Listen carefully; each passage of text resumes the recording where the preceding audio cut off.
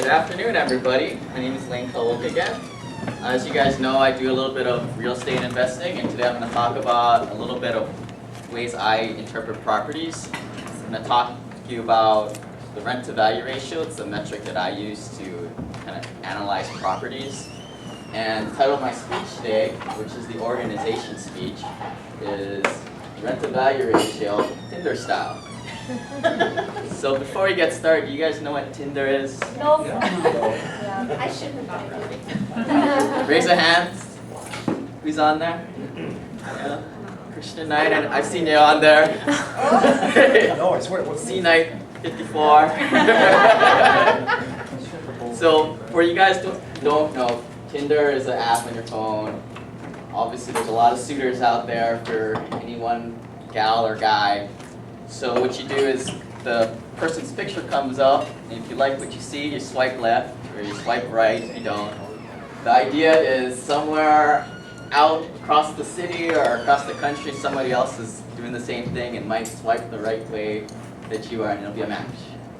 So, It's a dating app. it's a dating app. Oh, okay. Some people call it the hooking up app, Oh, hookup app. hookup app.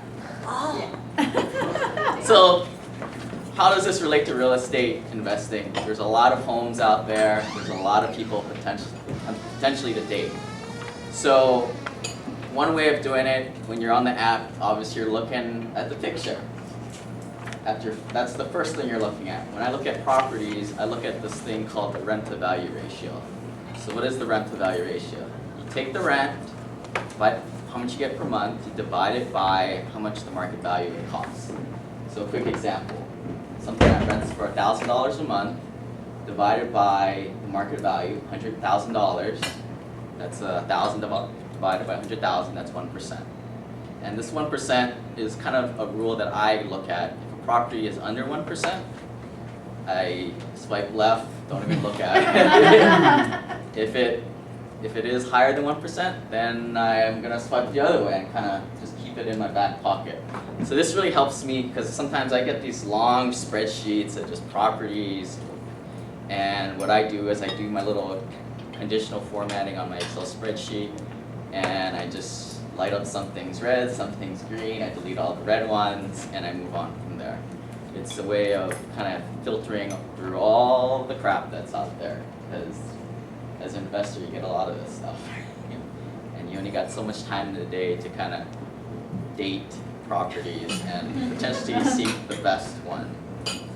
So the next part of my speech is I'm going to kind of talk about some of the nuances on this rent-to-value ratio. I kind of gave out a little handout there. It's a graph. Some people are graph people. Some people can't visualize graphs, so that's why I kind of passed it out.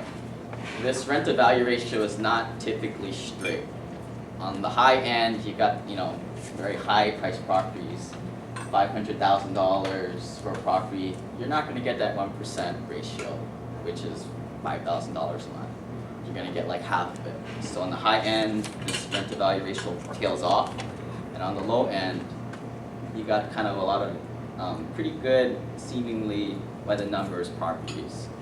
I can pick up properties for about 50 grand that'll rent for about $600 to $800, and that's when you look at it, you're like, oh wow, it's like 1.5%, 2% on this rent-to-value ratio, but that's definitely not the way to go, because sometimes you gotta carry your gun to go pick up your rent or something. These tenants, like some of them just don't have bank accounts, they're going to Walmart. I mean, it's just kind of the nature of the beast. It's not to say that these homes aren't good investments, but they're a little bit trickier to run for a new person. And then I wanted to kind of bring this home for you guys living in Seattle, Kirkland, or King County in general. When you guys are taking a look at properties out here, typically the rent-to-value ratio out here is about 0.5%.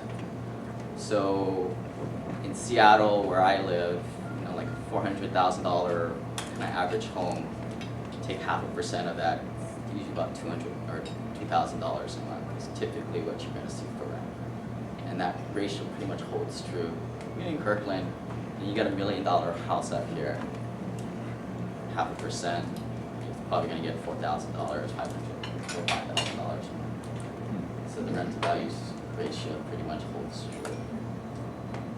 I look at the 1% as kind of my golden rule once again, and from just my experience, if you're not at that 1%, you're typically losing money, based on the rents. It's just not carrying your debt service, such as your mortgage or expenses.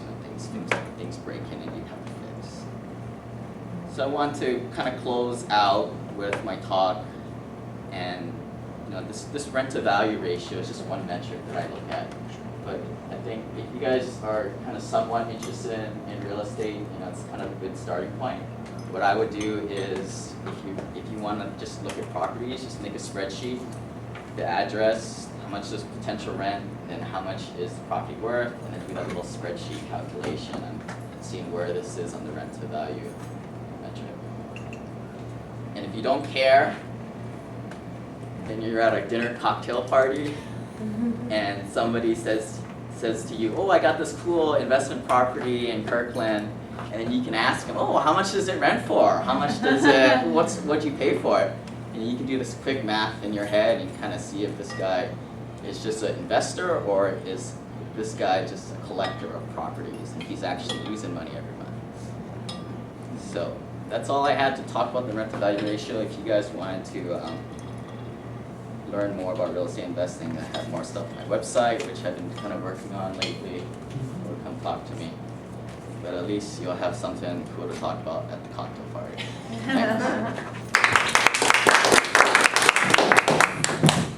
Wonderful way of carrying through on